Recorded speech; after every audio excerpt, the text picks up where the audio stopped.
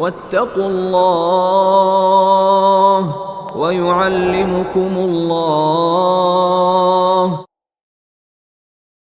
السلام عليكم ورحمة الله وبركاته. الحمد لله رب العالمين، والصلاة والسلام الأتمان الأكملان على المبعوث رحمة للعالمين نبينا ورسولنا محمد وعلى آله وأصحابه ومن تبعهم بإحسان إلى يوم الدين. أما بعد، فيا عباد الله، kaum muslimin wal muslimat rahimani Allahu wa iyyakum. Alhamdulillah, segala puji bagi Allah Subhanahu wa ta'ala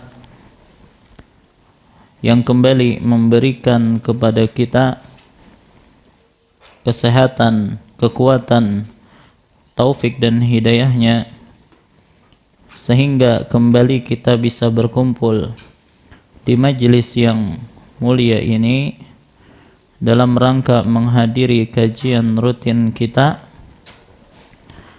yaitu dengan kitab Bulughul Maram karya Al-Imam Ibnu Hajar Al-Asqalani rahimahullahu ta'ala. Kita memohon kepada Allah Subhanahu wa ta'ala, semoga Allah berkenan untuk melimpahkan kepada kita ilmu yang bermanfaat. Salawat serta salam tidak lupa kita sampaikan kepada junjungan kita Nabi besar Muhammad sallallahu alaihi wasallam, kepada keluarga beliau, para sahabat beliau, dan orang-orang yang istiqamah di atas jalan beliau ila yaumil qiyamah.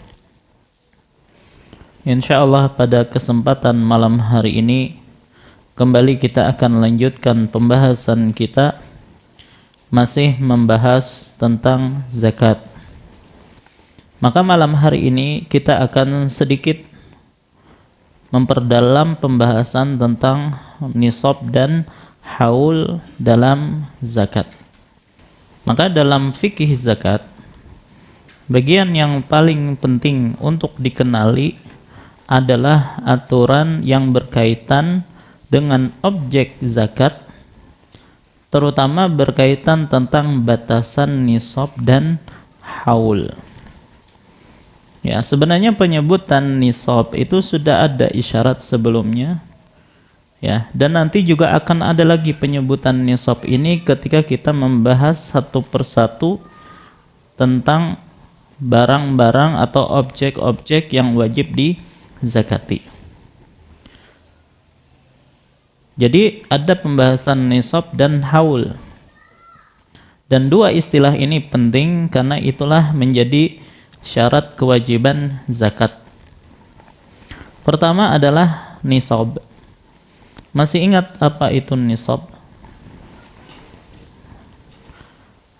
Yaitu kadar paling sedikit atau batas terendah yang ditetapkan oleh syariat, yang mana ketika seseorang memiliki harta ya senilai kadar tersebut, maka dia wajib zakat. Dan ini berbeda antara satu objek zakat dengan yang lainnya. Baik, Ibn Rushd memberikan definisi nisab. Beliau mengatakan huwa al-miqdarul ladzi fihi tajibuz zakah. Nisab adalah ukuran harta yang membuat harta tersebut wajib dizakati. Ya, kurang lebih aja. Dan disebutkan bahwasanya nisab ini menunjukkan status kekayaan seseorang. Ketika dia memiliki harta senilai nisab ini, maka bisa dikatakan dia adalah orang kaya yang wajib untuk bayar zakat. Maka di sini ada beberapa catatan berkaitan tentang nisab. Catatan pertama, batas nisab menunjukkan status kekayaan seseorang. Batas nisab menunjukkan status kekayaan seseorang.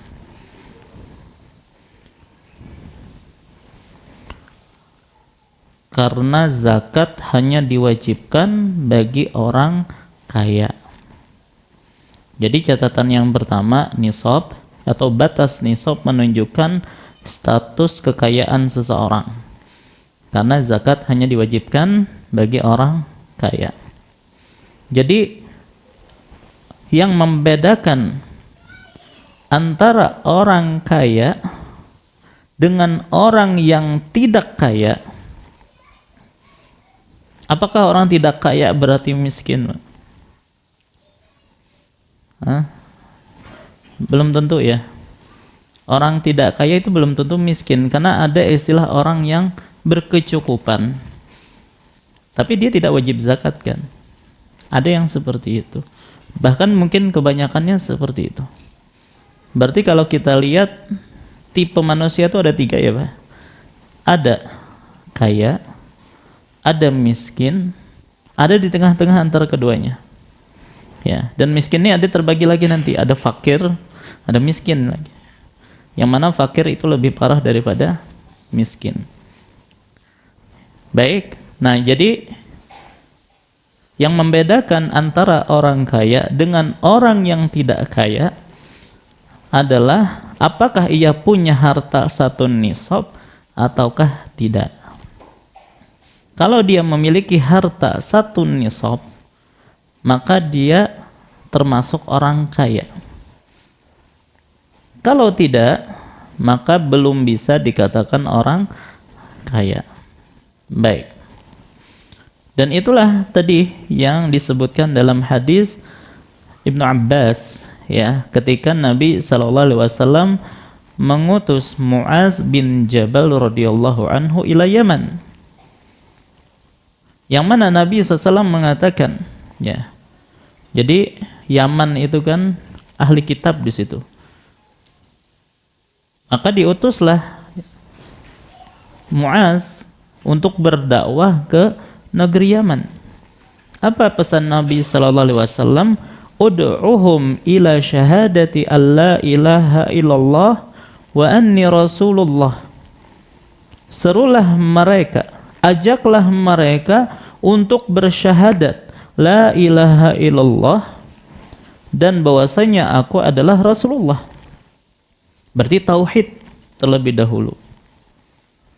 Fa'in hum ata'u lidzalika, jika mereka sudah menerima hal itu, fa'alimhum annallaha qad iftarada alaihim 5 salawatin fi kulli yawmin wa lailah.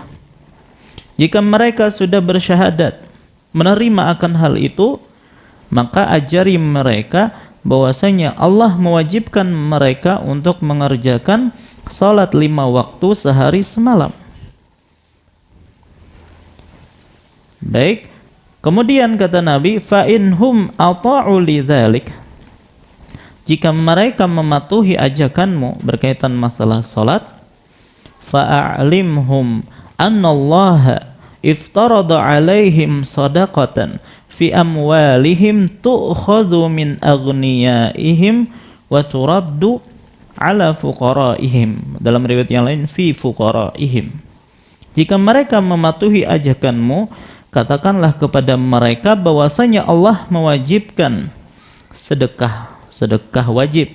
Maksudnya adalah zakat yang diambil dari orang-orang kaya di antara mereka dan diberikan kepada orang-orang miskin di antara mereka. Maka Nabi SAW mengatakan di sini orang kaya, zakat itu diambil dari orang kaya dan tidaklah seorang wajib zakat kecuali dia memiliki satu nisab. Berarti status kaya seseorang itu ditentukan apakah dia memiliki satu nisab ataukah tidak. Baik. Jadi ini yang pertama. Catatan yang kedua, nisab merupakan batas aman kekayaan. Nisab merupakan batas aman kekayaan. Artinya ketika zakat itu ditunaikan, keuangan keluarganya itu tidak akan terganggu. Ya, jadi keuangan keluarga tidak terganggu. Jadi zakat disyariatkan itu bukan berarti syariat menginginkan agar kita miskin, enggak. Bahkan syariat memastikan ketika seseorang mengeluarkan zakat, status dia tetap sebagai orang kaya, atau maksudnya tidak mengganggu perekonomian dia. Maka ditentukan ya, seseorang itu harus memiliki satu nisab pertama, dan yang dikeluarkan pun hanya 2,5%.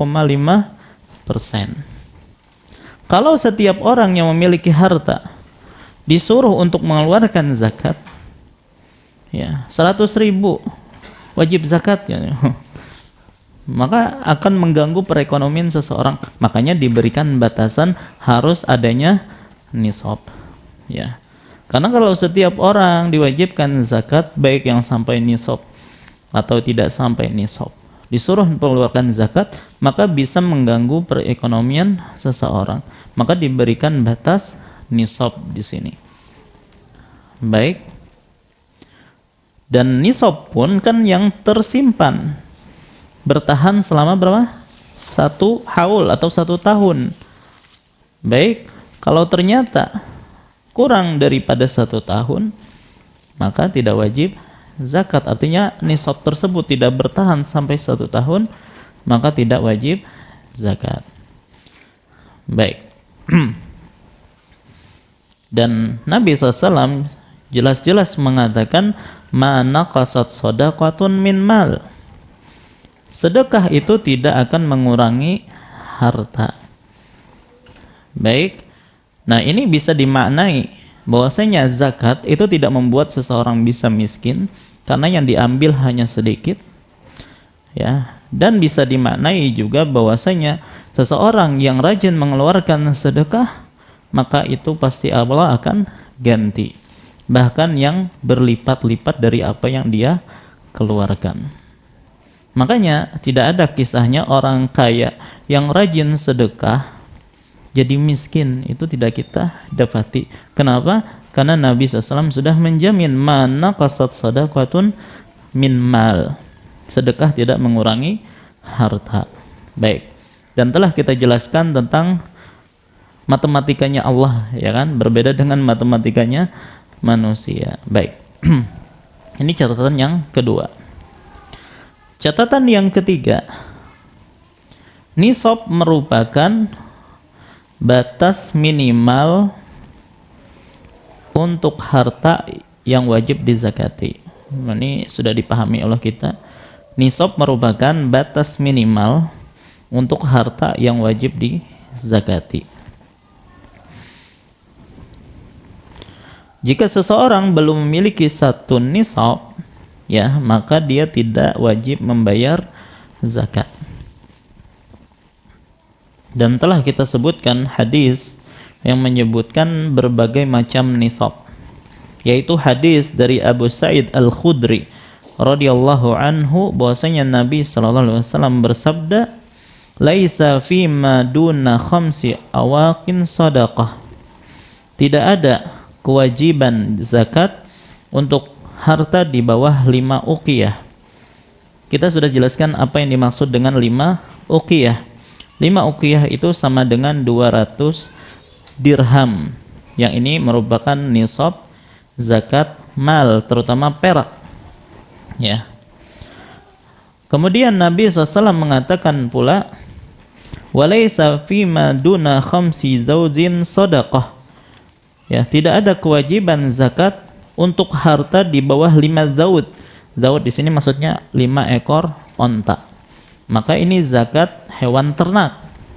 Ya, nanti kita akan jelaskan secara rinci tentang zakat ini. Kemudian Nabi juga mengatakan walaisa fi maduna khamsi awsuq sadaqah. Dan tidak ada kewajiban zakat untuk harta di bawah 5 wasak. Ya, 5 wasak itu senilai 300 sok. Ya, kalau dikonvert ke kilogram, ya, maka kurang lebih 653 kilogram. Ini zakat pertanian. Baik. Nah, sekarang tadi kita katakan, ya, jadi nisab itu adalah batas minimal seseorang wajib mengeluarkan zakat. Bolehkah membayar zakat sebelum harta mencapai nisab? Ya, kita belum punya harta 1 nisab. Ya, tapi kemungkinan nih bakal dapat harta 1 nisab. Ya sudah, kita inisiatif mengeluarkan zakatnya terlebih dahulu. Boleh atau enggak? Kita harus bedakan, ya, belum mencapai nisab atau belum mencapai haul. Itu beda, ya. Seseorang wajib zakat kapan, Mbak? Ketika hartanya sudah mencapai 1 nisab. Dan syarat ini atau kewajiban ini disyaratkan mencapai 1 haul. Baik, berarti nisab itu disebut sebab wajib. Haul itu syarat wajib. Ya. Misal orang sholat masuk waktu, ya, itu adalah sebab seseorang wajib untuk sholat. Boleh enggak dia sholat sebelum waktunya? Enggak boleh. Maka begitu juga zakat. Sebelum memiliki harta 1 nisab, tidak boleh seseorang mengeluarkan zakatnya. Karena sama seperti dia sholat sebelum waktunya. Ketika masuk waktu, wajib lagi enggak sholat? Wajib lagi. Maka begitu juga orang yang mengeluarkan zakat sebelum sampai 1 nisab, ketika hartanya mencapai 1 nisab, maka wajib lagi untuk mengeluarkan zakat, karena yang sebelumnya itu tidak sah dan terhitung sedekah. Baik, maka kita katakan membayar zakat sebelum memiliki harta sebanyak nisab itu tidak sah. Sama seperti orang sholat sebelum waktunya. Baik, karena dia melakukan kewajiban sebelum datang sebabnya. Makanya kalau orang yang sudah membayar zakat tadi sebelum sampai nisab, maka para ulama sepakat harta tersebut atau ketika dia memiliki harta 1 nisab, wajib bagi dia untuk mengeluarkan zakat lagi. Ya, karena itu tidak dianggap sah yang sebelum hartanya mencapai 1 nisab. Baik. Dan harta yang sudah terlanjur dikeluarkan terhitung sebagai sedekah biasa. Sebagaimana Ibnu Qudamah mengatakan, wala yajuzu ta'jilu zakah qabla milkin nisab bighairi khilafin alimnah. Seseorang tidak boleh mendahulukan untuk membayar zakat sebelum dia memiliki harta sebanyak 1 nisab. Tidak ada perbedaan pendapat ulama yang kami tahu. Berarti ijma' nih. Walau malaka ba'dhan nisab fa'ajjala zakatahu aw zakatin nisab lam yajuz. Jika ada orang memiliki harta separuh nisab, lalu dia menyegerakan membayar zakatnya atau bayar full, maka lam yajuz, ya, maka tidak diperbolehkan, li'annahu ta'ajjalal hukma qabla sababihi, karena dia mendahulukan hukum sebelum adanya sebab. Baik, begitu juga Al-Imam An-Nawawi menyampaikan ini merupakan kesepakatan para ulama. Kata beliau, zakatul masyiyah wan naqdi wat tijarah fala yajuzu ta'jilu zakati fihi qabla milkin nisab bila khilaf. Zakat binatang ternak, mata uang, dan barang dagangan tidak boleh dikeluarkan seseorang sebelum memiliki harta sebanyak 1 nisab. Tidak ada perbedaan pendapat ulama dalam hal ini. Berarti ijma'. Baik. Dan masih ada nukilan-nukilan yang lain berkaitan tentang masalah ini. Intinya kalau harta belum sampai 1 nisab, ya tidak boleh dikeluarkan zakatnya terlebih dahulu. Baik. Nah, satu-satunya objek zakat yang tanpa nisab sebagaimana yang kena kita sebutkan adalah ar-rikaz. Baik, harta yang terpendam, harta kuno yang terpendam. Ketika seorang mendapatkannya, maka berapapun yang dia dapatkan itu langsung wajib dikeluarkan zakatnya dan tanpa menunggu haul. Nah, ini rikaz khusus ya, tidak ada nisab, tidak ada haul. Dikeluarkannya adalah 1/5 ya, atau 20%. Nabi SAW mengatakan wa fir rikazi al-khums, dalam rikaz ada kewajiban zakat sebesar 1/5. Baik. Kita sudah sebutkan sebelumnya bahwasanya uang yang paling kuat itu dikonvert kemana? Emas atau perak? Emas. Emas berapa? 85 gram. Sekarang harga emas berapa?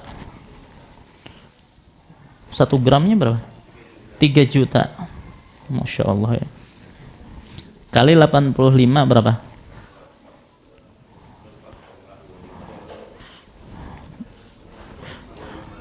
255. Ya, 255 juta. Baik. Seseorang memiliki harta 300 juta. Sampai nisab atau? Sampai. Berarti nih nanti setahun kemudian wajib zakat kalau hartanya bertahan segitu, tidak berkurang. Baik. Kemudian harga emas kan terus naik nih. Qadarullah misalnya perjalanan 1 tahun emas naik terus nih menjadi 4 juta misalnya. Maka kurang nggak dari nisab jadinya nanti? Jadi kurang dari nisab. Padahal ya pas dia harga 3 juta tadi sudah sampai nisab, tapi karena terus naik harga emas, maka sepanjang perjalanan haul harga emas naik dan harta dia kurang dari nisab. Apakah wajib bagi dia untuk bayar zakat? Jawabannya tidak. Kenapa? Karena hartanya menjadi kurang dari nisab. Berarti dalam hal ini ya ada pengaruh inflasi dalam masalah nisab, ya masalah zakat. Ya, jadi keberadaan inflasi tidak menggeser nisab zakat emas atau perak. Artinya nisab emas tetap 85 gram ya, dan nisab perak tetap 595 gram.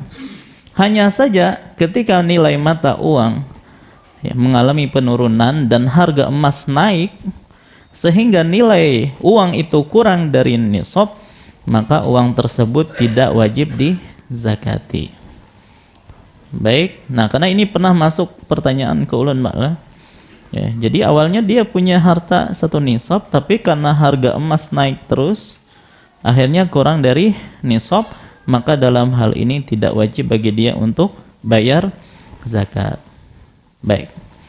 Nah, ini adalah berkaitan tentang masalah nisab ya. Nanti untuk nisab yang lebih rinci nanti kita bahas satu persatu. Ya, baik. Sekarang kita akan berpindah kepada pembahasan tentang haul.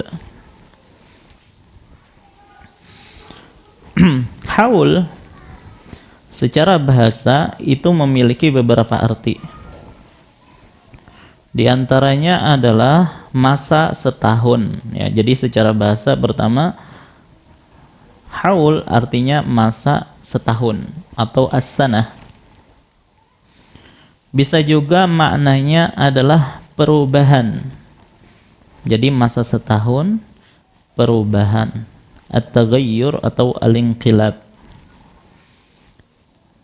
Makna yang ketiga dari haul perputaran atau ad-daur. Ya. Dan makna ini ya memang ada pada makna haul dalam masalah zakat. Jadi masa setahun dinamakan haul. Kenapa? Karena adanya aneka perubahan dan perputaran matahari di situ. Ya, maka dinamakan haul. Adapun haul secara istilah dalam fikih zakat maksudnya apa? Haul dalam masalah zakat. Maksud dari haul dalam permasalahan zakat adalah berlalunya masa setahun hijriyah,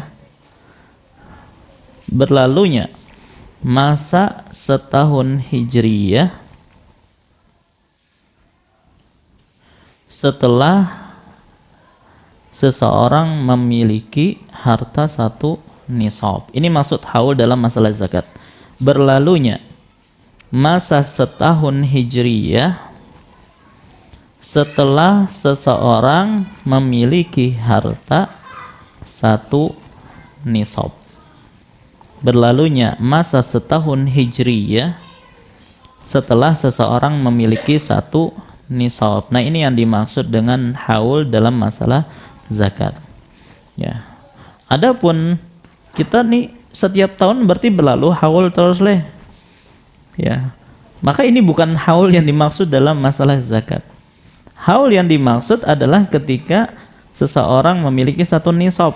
Nah, berlalulah satu tahun hijriyah, maka itulah yang disebut dengan haul. Jadi yang memikirkan masalah haul itu hanyalah orang-orang yang memiliki harta satu nisab. Kalau kita yang nggak punya harta satu nisab, nggak perlu mikirin haul, karena kita nggak akan ngeluarin zakat. Baik.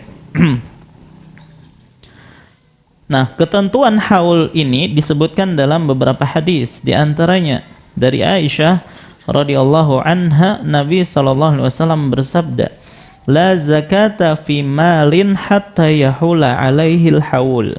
Tidak ada zakat untuk harta hingga bertahan selama 1 tahun. Hadis riwayat Ibnu Majah. Begitu juga hadis Ali bin Abi Thalib radhiyallahu an, beliau mengatakan, "Laisa fil mali zakatun hatta yahula alaihil haul." Tidak ada zakat untuk harta sampai mengendap selama setahun. Hadis Ibnu Umar radhiyallahu anhuma, beliau mengatakan, "Man istafada malan fala zakata fihi hatta yahula alaihil haul inda rabbih."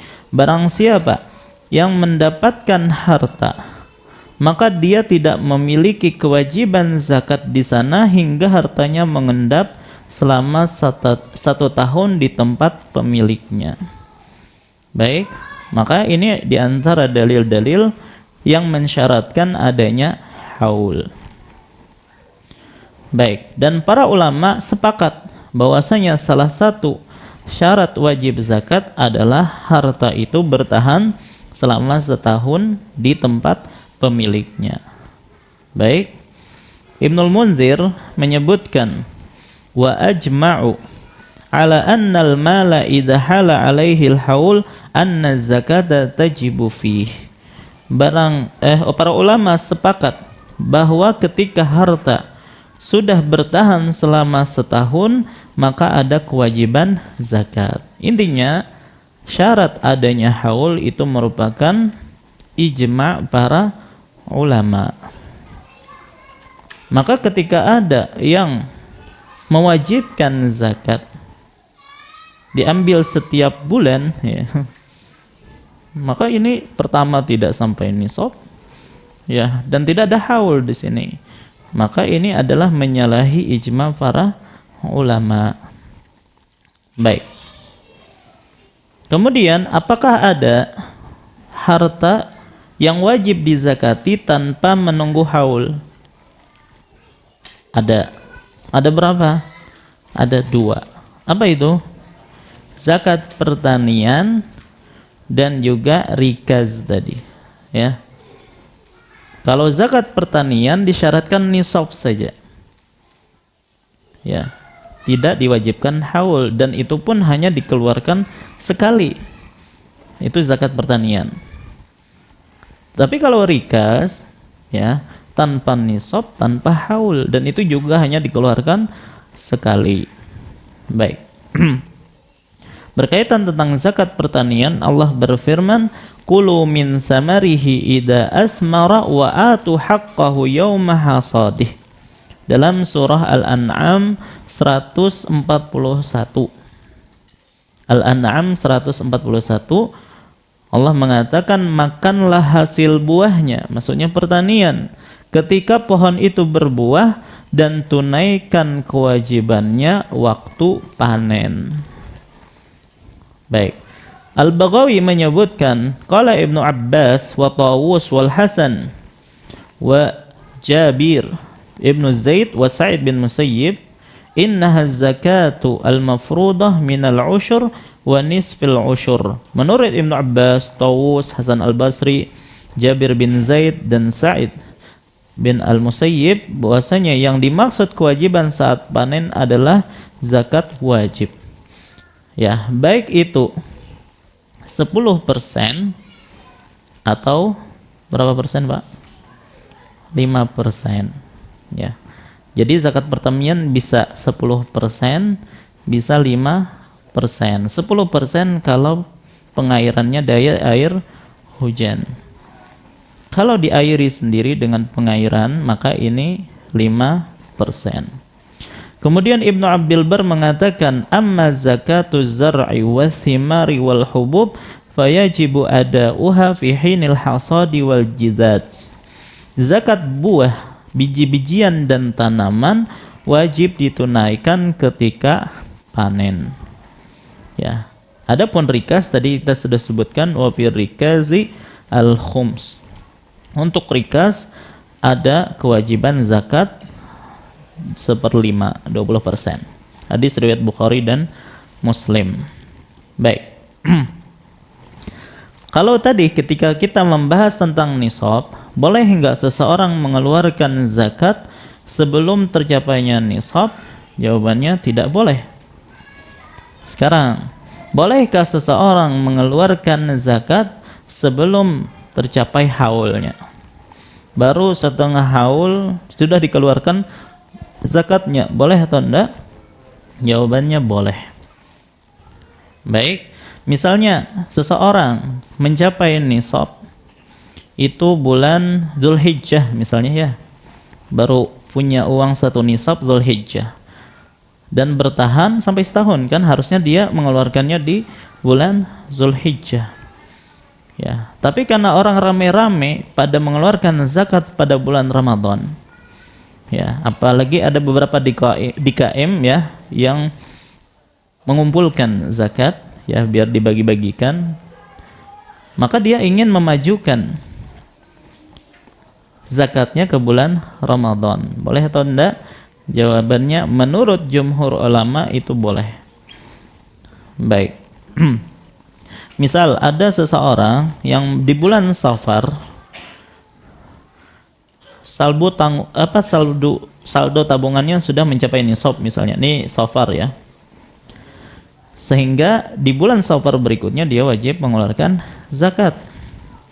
Maka ketika dia ingin mengeluarkan zakatnya di bulan Ramadan, maka diperbolehkan. Ya, walaupun di sini kita katakan memang ada perbedaan pendapat di kalangan para ulama. Ada ulama yang tidak membolehkan. Di antaranya adalah mazhab Malikiyah dan mazhab Zahiriyah. Mereka mengatakan tidak diperbolehkan bayar zakat sebelum haulnya. Baik. Adapun pendapat jumhur ulama menyatakan boleh. Dan ini wallahu alam yang lebih kuat. Mana dalilnya? Pertama adalah hadis tentang paman Nabi sallallahu alaihi wasallam. Siapa kira-kira paman yang dimaksud? Cuma ada 2 kemungkinan, Pak. Al-Abbas dengan Hamzah. Karena 2 paman inilah yang Muslim, ya. Adapun 2 lainnya itu kafir. Siapa? Abu Thalib dengan Abu Lahab.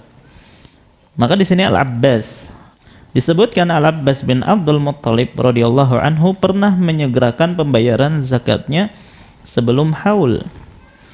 Dan ini diceritakan oleh Ali bin Abi Thalib. Beliau mengatakan annal Abbas sa'ala Rasulullah sallallahu alaihi wasallam an ta'jili sadaqatihi qabla an tahilla farakhasa lahu fi dzalik. Abbas pernah bertanya kepada Rasulullah sallallahu alaihi wasallam tentang hukum menyegerakan zakat sebelum haul. Lalu beliau memberikan keringanan akan hal tersebut, maka dibolehkan. Dalam riwayat yang lain, Ali radhiyallahu anhu menyebutkan bahwasanya Nabi SAW pernah berpesan kepada Umar, "Inna qad akhadna zakat al-Abbas amal awal lil am." Saya telah menarik zakatnya Abbas pada tahun kemarin untuk tahun ini. Ya, artinya sebelum masuk sempurnanya haul. Begitu juga Ad-Darimi menyebutkan hadis di atas dan beliau mengatakan, "Aqudu bihi wala ara fi ta'jili zakati ba'san." Saya mengambil pendapat ini dan saya berpendapat tentang bolehnya menyegerakan zakat. Baik. Nah, para ulama menyebutkan kaidah dalam masalah ini. Haul disebutkan itu adalah syarat wajib zakat. Baik. Nah, seseorang itu boleh saja melakukan ibadah sebelum datangnya syarat wajib ibadah. Di sini dicontohkan di antara syarat wajib salat itu adalah balik. Boleh enggak orang yang belum balik untuk salat? Jawabannya boleh. Ya. Tapi tentu saja yang dimaksud adalah yang sudah mumayyiz, sudah tamyiz. Walaupun dia belum wajib mengerjakan salat. Kalau dia mengerjakan salat, maka sah dan mendapatkan pahala. Makanya para ulama menyebutkan di antaranya yang disebutkan oleh Al-Imam Ibnu Utsaimin rahimahullah, beliau mengatakan taqdimu syai'i ala sababihi mulgha wa ala syartihi jaiz. Mendahulukan sesuatu sebelum adanya sebab wajibnya maka tidak diperhitungkan, tidak sah. Adapun mendahulukan sesuatu sebelum ada syarat wajibnya maka itu diperbolehkan. Baik, jadi ibaratnya itu kalau nisab itu sesuatu yang sudah menggantung nih. Ya, yang mana kalau sudah sampai setahun dia akan jatuh. Baik, kalau ada nisab dia menggantung, kita ingin memotongnya itu boleh sebelum datangnya haul. Tapi kalau belum ada yang menggantung, maka tidak bisa dan tidak sah pelaksanaannya. Baik. Berkaitan tentang masalah haul, bolehkah menghitung haul dengan kalender Masehi? Ya kan kita selama ini berbicara tentang tahun Hijriyah. Boleh enggak dengan tahun Masehi? Pada asalnya perhitungan haul zakat maupun acuan waktu berkaitan dalam masalah urusan agama itu kembali kepada kalender Qamariyah atau Hijriyah. Karena itulah yang ditetapkan oleh Allah Subhanahu wa taala. Sebagaimana firman Allah dalam surah Al-Baqarah ayat 189. Al-Baqarah 189 tentang penggunaan acuan kalender Hijriyah di sini atau Qamariyah ya. Allah berfirman, "Yas'alunaka 'anil ahillah qul hiya mawaqitu lin-nasi wal hajj." Mereka bertanya kepadamu tentang hilal. Maka jawablah, hilal itu acuan waktu bagi manusia dan untuk acuan haji. Baik. Maka dalam hal ini, dalam masalah urusan agama, Allah menjadikan acuannya itu adalah tahun Qamariyah atau yang diistilahkan dengan Hijriyah.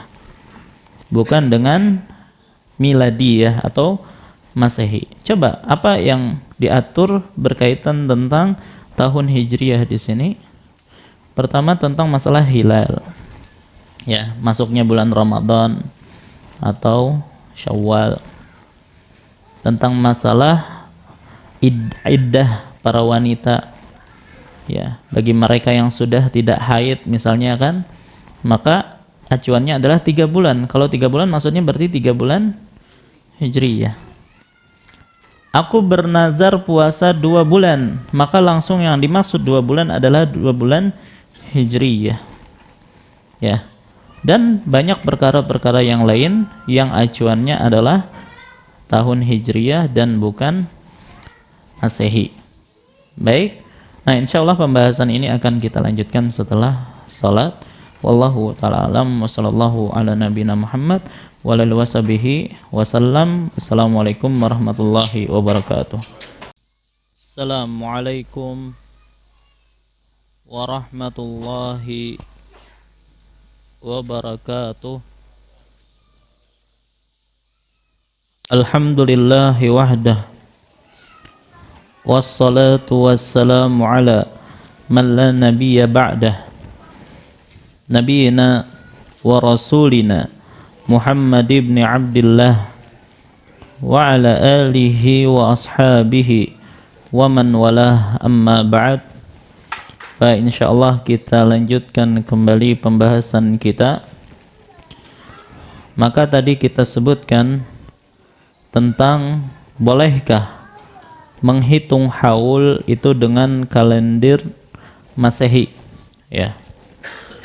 Maka kita katakan bahwasanya dalam urusan agama Allah Subhanahu wa taala telah menetapkan bahwasanya acuan untuk menghitung waktu, ya, berkaitan tentang masalah agama adalah acuan tahun Qamariyah, sebagaimana yang disebutkan dalam surah Al-Baqarah ayat 189 tadi.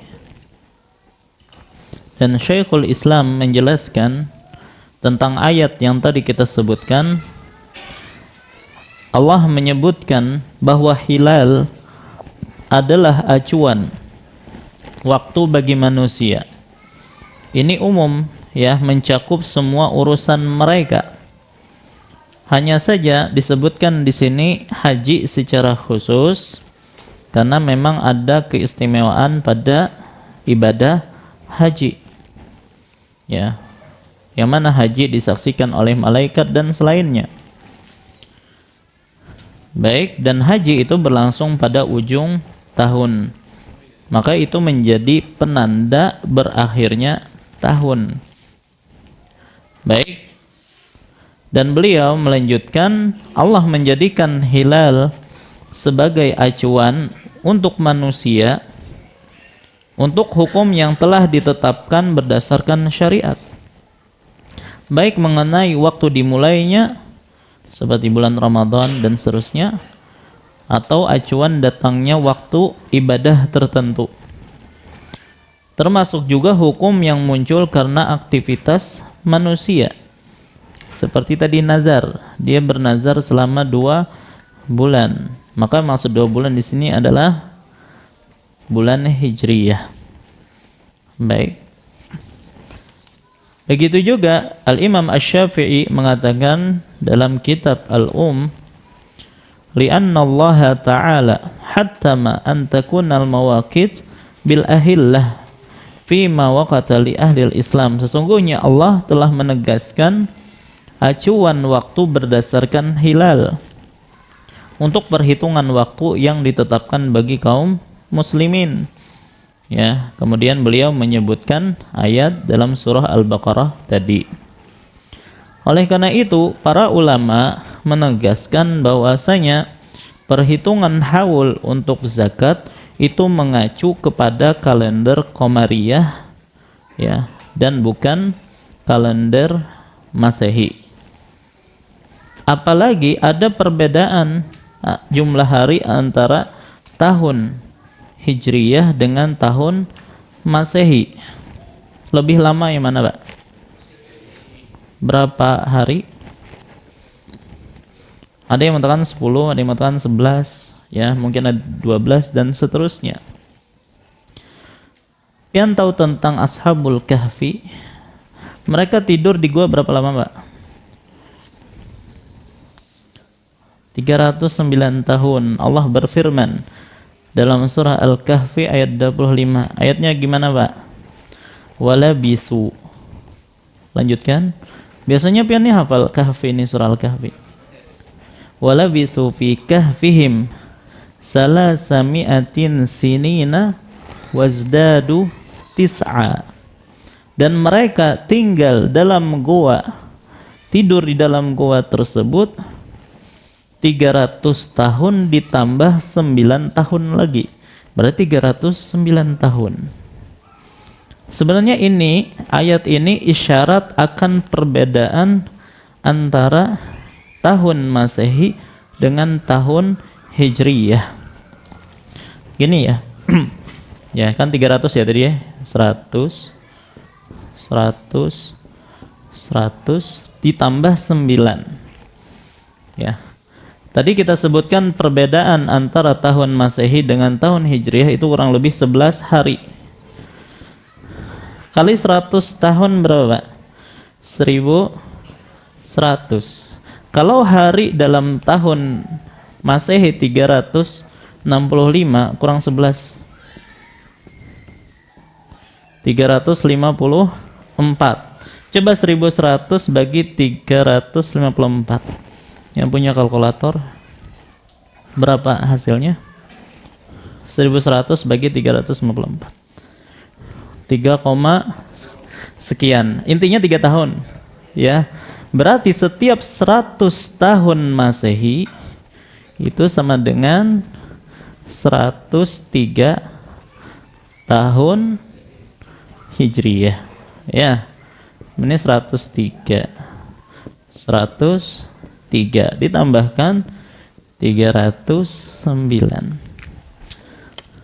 Baik, maka yang disebutkan dalam Al-Quran itu adalah tahun Hijriyah. Ya, sementara tahun Masehi itu hanya 300. Makanya disebutkan wala bisufi kahfihim salasami'atin sinin 300 wa yazdadu tis'a dan tambah 9. 300 di sini maksudnya adalah berarti 300 tahun Masehi ya. Dan ini Hijriyah. Jadi sebenarnya mereka 300 tahun tapi perhitungan Masehi. Baik, tapi perhitungan Hijriyah itu 309. Ini yang disebutkan dalam Al-Qur'an. Baik. Nah, ulun lupa siapa, ada seseorang yang masuk Islam gara-gara ini, Pak. Ya, karena detailnya dalam Al-Quran penjelasan masalah ini. Karena Ashabul Kahfi, mereka agamanya apa, Pak? Atau di zaman apa? Disebutkan mereka mengikuti ajarannya Nabi Isa. Ya. Yang mana masih murni tentunya, yang masih bertauhid. Bukan yang sudah dirubah oleh orang-orang Nasrani. Baik, dan mereka pada waktu itu menjadikan acuan tahun itu adalah tahun Masehi. Jadi maksudnya 300 Masehi, 309 Hijriyah. Baik, maka di sini kita mengetahui ada perbedaan antara tahun Masehi dengan tahun Hijriyah. Kalau misalnya seseorang, taruhlah misalnya ada kondisi 1 Muharram itu sama dengan 1 Januari. Sudah, seseorang memiliki 1 nisab.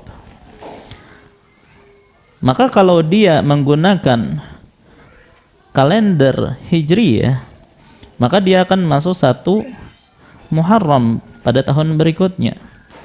Kalau dia menggunakan Masehi, ya, jadi ke 1 Januari berikutnya, hakikatnya apa, Pak? Dia menunda pembayaran zakat selama kurang lebih 11 hari. Dan itu boleh atau enggak, Pak? Enggak boleh. Ya, menunda pembayaran zakat itu tidak diperbolehkan. Nah, itu diantara alasan kenapa tidak boleh menggunakan kalender Masehi. Karena itu akan menunda pembayaran zakat. Baik. Kemudian juga, nah ini sudah selesai berkaitan tentang bolehkah menggunakan kalender Masehi. Jawabannya tidak boleh. Ya, maka tetap menggunakan kalender Hijriyah. Baik, masih berkaitan tentang masalah haul. Ya, haul tadi disyaratkan kalau sudah mencapai nisab baru mulai haul. Ketika harta berkurang dari nisab di tengah haul, apakah haulnya itu batal? Baik, contohnya misalnya pada Muharram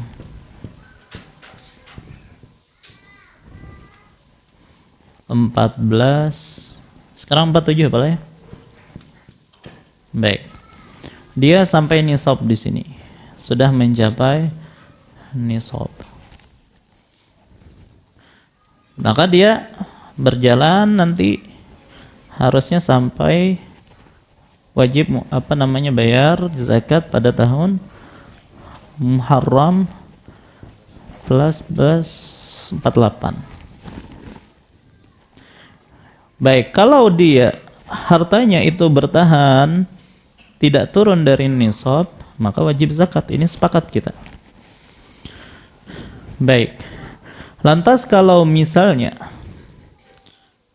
dalam penantian satu haul ini, taruhlah di bulan Rajab, ya, taruh sinilah Rajab 1447.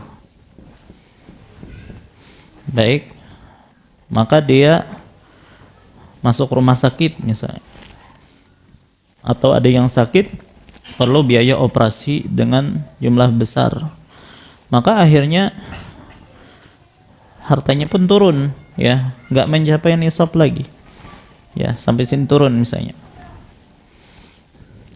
Baik, apakah terputus haul di situ? Ya, kemudian setelah 1 bulan, 2 bulan, nyambung lagi, naik lagi nih hartanya, bahkan melebihi nisab misalnya. Apakah ketika turun dari nisab ini haul putus, berarti mulai haulnya lagi ketika sampai ya nisab lagi, ataukah ini tidak mempengaruhi? Yang penting awal dan akhir itu tetap mencapai nisab. Maka ada dua pendapat di kalangan para ulama. Kalau Hanafiyah menyatakan yang penting ya antara pertama dan akhir itu sampai nisab terus. Ya, adapun di bawah nisab di pertengahan haul maka itu tidak diperhitungkan karena sudah tercover dengan setelahnya. Ya, jadi turunnya nisab pada pertengahan haul itu tidak memberikan pengaruh, artinya dia tetap wajib bayar zakat di bulan Muharram 1448. Baik. Kalau misalnya menurut Hanafiyah ya Mas ya, kalau misalnya enggak pas bulan Muharram itu enggak naik-naik, terus turun ya di bawah nisab, ya, maka pada bulan Muharram belum wajib zakat. Kapan dia naik lagi ke nisab langsung bayar zakat pada hari itu. Ya, artinya memang pas setahunnya tidak bayar zakat, tapi selanjutnya ditunggu sampai mencapai nisab, maka pas mencapai nisab itulah dia wajib bayar zakat. Ini menurut mazhab Hanafi. Tapi menurut mazhab jumhur ulama ya, ketika tadi turun di bulan Rajab tadi, maka stop haulnya, maka tidak lagi wajib zakat. Ketika berikutnya ya, ketika sudah mencapai nisab lagi, start lagi haul, perhitungan haul. Taruhlah misalnya Ramadan, dia mencapai nisab lagi, maka tidaklah wajib bayar zakat kecuali di bulan Ramadan, dan itu pun kalau bertahan nisabnya sampai Ramadan berikutnya. Dan inilah pendapat jumhur ulama. Pokoknya kalau di tengah-tengah haul sampai turun dari nisab, stop sudah, nggak jadi, batal nih. Kapan lagi mencapai nisab? Start haul yang baru setahun lagi.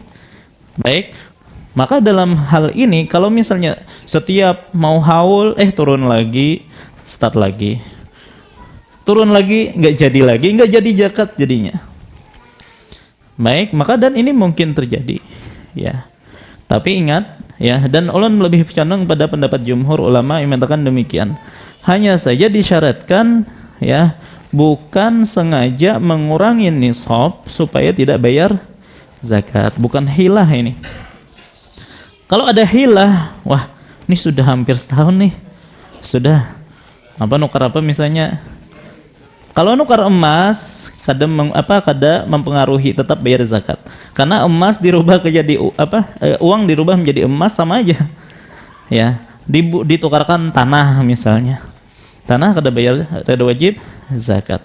Tapi kalau niatnya seperti itu, ya sudah tetap wajib zakat kalau ada niat hilah seperti itu. Paham insyaallah? Baik. Nah, ini adalah ketika nisab berkurang di tengah haul. Nah, berkaitan tentang masalah tadi yang tidak pernah zakat disebabkan karena kurang terus. Asalnya sampai nisab, kemudian karena dipakai uangnya kurang dari nisab gak jadi zakat. Start lagi ketika memiliki nisab. Kemudian kurang lagi nggak jadi zakat. Maka di sini ada kisah, dia orang kaya tapi tidak pernah wajib zakat. Ada orang kaya tapi tidak pernah wajib zakat. Itu adalah seorang yang bernama Al-Imam Al-Laits bin Sa'ad rahimahullah. Laits bin Sa'ad rahimahullah. Beliau seorang ulama di Mesir yang beliau merupakan ahli dalam bidang fikih dan hadis. Beliau lahir tahun 94 Hijriyah. Dan beliau termasuk ulama siqah terpercaya sezaman dengan Imam Malik rahimahullah. Baik, maka kalau generasi beliau termasuk generasi tabi'ut tabi'in. Kan ada sahabat, ada tabi'in yang bertemu dengan sahabat.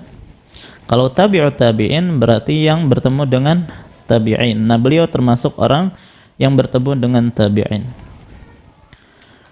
Dan beliau itu merupakan murid dari beberapa tokoh ulama yang lain ya, yang merupakan tokoh tabi'in seperti Atha bin Abi Rabah, Nafi', Ibnu Syihab Az-Zuhri dan ulama tabi'in yang lainnya. Dan beliau juga punya banyak murid ya yang juga merupakan ulama. Nah, para ulama itu banyak memuji ulama ini, yaitu Laits bin Sa'ad ini. Disebutkan oleh Al-Ala bin Katsir, Al-Laits ibnu Sa'ad sayyiduna wa imamuna wa alimuna. Al-Laits bin Sa'ad merupakan pemimpin kami, imam kami, ulama kami. Imam Syafi'i pun pernah memuji beliau. Al-Laits bin Sa'ad afqah min Malik illa anna ashabahu lam yaqumu bihi. Al-Laits bin Sa'ad itu lebih faqih daripada Malik, lebih pandai dalam masalah fikih daripada Imam Malik. Hanya saja murid-muridnya tidak mengangkat mazhab beliau. Jadi 4 imam mazhab ya, Abu Hanifah, Malik, Asy-Syafi'i dan juga Ahmad ya. Itu kan yang terkenal 4 mazhab ya. Sebenarnya masih ada ulama-ulama yang lain yang keilmuan mereka itu sebanding dengan imam 4 mazhab ini, bahkan ada yang lebih tinggi ilmunya. Tapi apa yang menyebabkan 4 mazhab ini tersebar itu karena murid-muridnya yang meneruskan ilmu mereka. Nah, padahal Al-Laits ini lebih tinggi ilmunya daripada Imam Malik. Ya, tapi tidak dikenal adanya mazhab Al-Laits. Itu disebabkan murid-muridnya yang kurang dalam masalah ya mencatat ilmunya, mengangkat mazhabnya. Inilah yang terkenal, makanya yang terkenal hanyalah 4 mazhab saja. Baik. Kemudian juga Imam Ahmad memberikan pujian. Jadi ulama-ulama besar memuji orang ini, yaitu Al-Laits bin Sa'ad rahimahullah. Al-Laits katsirul ilm, sahihul hadis. Laits ilmu banyak, hadisnya sahih. Az-Zahabi menyebutkan Al-Imam Al-Hafidh Syekhul Islam wa alimud diyaril Misriyah. Beliau adalah seorang imam Al-Hafidh Syekhul Islam, ulama negeri Mesir. Nah, disebutkan Al-Laits ini disebutkan terkadang penghasilan beliau itu mencapai 12.000 dinar setahun. 12.000 dinar kali, kemarin berapa satu dinar, Pak? 4,25 gram. Kalikan aja 12.000 kali 4,25, 51.000. Sekarang 1 gram berapa tadi? 3 juta. 51.000 kali 3 juta. Berapa miliar, Pak? Tuh? 153 miliar penghasilan dia dalam setahun. Bahkan ada yang lebih daripada itu. Disebutkan Qutaibah Ad-Dainuri menceritakan penghasilan Al-Laits mencapai 20.000 dinar dalam setahun.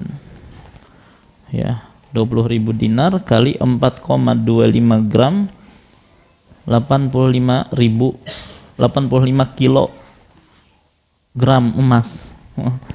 85.000 kali 3 juta. Nah, 255 miliar dalam setahun, Pak. Itu sampai nisab kata, Mbak? Masya Allah. Tapi ternyata ya, walaupun penghasilan beliau 255 miliar dalam setahun, tapi beliau tidak pernah wajib zakat. Kenapa? Ya, apakah karena tadi dibelikan tanah gitu? Enggak. Ya, karena beliau sebelum setahun berlalu uang beliau sudah di bawah nisab. Ya, karena beliau infakkan, Pak. Ya, jadi habisnya itu karena beliau infakkan. Beliau bagi-bagikan harta beliau tersebut, entah kepada kerabat beliau, para ulama pada waktu itu, dan orang-orang yang membutuhkan. Baik, coba kita lihat bagaimana infak beliau. Mansur bin Ammar menceritakan, "Ataitul Laits fa'atani alfa dinar." Ya, aku pernah datang ke tempat Al-Laits, lalu beliau memberiku 1.000 dinar. Wah, langsung diberi 1.000 dinar, Pak. Dan dia berkata, "Sun bihadhil hikmah allati ataqallahu ta'ala." Beliau berpesan, jaga ilmu Allah atau ilmu agama yang Allah berikan kepadamu dengan uang ini. Ya, artinya jaga benar-benar ilmu yang Allah berikan kepadamu. Ya, artinya fokus saja dengan ilmu. Ya, tidak usah tersibukkan mencari dunia, jaga aja ilmu ini. Ya, masalah dunia ini sudah diberi 1.000 dinar. Baik. Dan 1.000 dinar itu berapa? Kali aja tadi. Ya, kulir nih apa menghitung. Pokoknya miliaran jadinya tuh. Baik, ini kan luar biasa infak kepada para ulama. Ya. Maka mereka yang mempunyai kelebihan ilmu, ada para penuntut ilmu yang mungkin mereka serba kekurangan dan memiliki potensi hafalan Al-Qur'annya kuat misalnya, pemahamannya itu cepat. Baik, maka yang seperti ini berhak untuk diberi, Pak. Ya, agar mereka inilah yang meneruskan dakwah nantinya. Jangan sampai ilmu mereka tidak terjaga disebabkan kesibukan mereka mencari dunia. Maka cukupi mereka ya dalam urusan dunia mereka, biar mereka fokus dalam masalah agama. Baik. Begitu juga ada yang lain mengatakan, Harmalah ya menceritakan bahwa Al-Laits pernah memberi hadiah kepada Imam Malik 100 dinar dalam setahun. Kemudian Imam Malik mengirim surat ke beliau, ya saya punya hutang. Ternyata langsung Al-Laits mengirimkan kepada beliau 500 dinar. Baik, dan beliau juga pernah memberikan 1.000 dinar kepada Ibnu Lahiyah, seorang ulama hadis. Begitu juga beliau pernah mengirimkan uang 1.000 dinar kepada Mansur bin Ammar, ulama juga. Ya, jadi memang dia berkhidmat untuk memberikan harta kepada para ulama. Ya, agar tadi ulama tadi tersibukkan saja dengan ilmu agama tanpa harus tersibukkan mencari dunia. Nah, demikianlah akhirnya harta beliau yang saking banyaknya tersebut tidak sampai setahun sudah kurang daripada nisab, ya akhirnya tidak wajib zakat. Baik, nah ini adalah salah satu potret bagaimana para ulama ya menggunakan harta mereka di jalan Allah Subhanahu wa taala. Dan orang-orang di zaman sekarang ada yang seperti ini, Pak. Ya, mungkin ada seorang pengusaha yang mana dia didatangi oleh fakir, orang-orang fakir mencari zakat ya. Ternyata orang pengusaha ini tidak pernah wajib zakat karena dia senantiasa memberi makan orang, infak ke sana ke sini, donasi sana sini sampai hartanya di bawah nisab. Ya, berpuluh-puluh tahun menjadi pengusaha tidak pernah wajib zakat. Nah, maka pian-pian yang mungkin kaya malas ngitung zakat, ya sudah setiap tahun bukan beli tanah tadi ya untuk ngurangin nisab enggak, tapi infakkan di jalan Allah Subhanahu wa taala. Ya, ini masih nisab atau belum nih?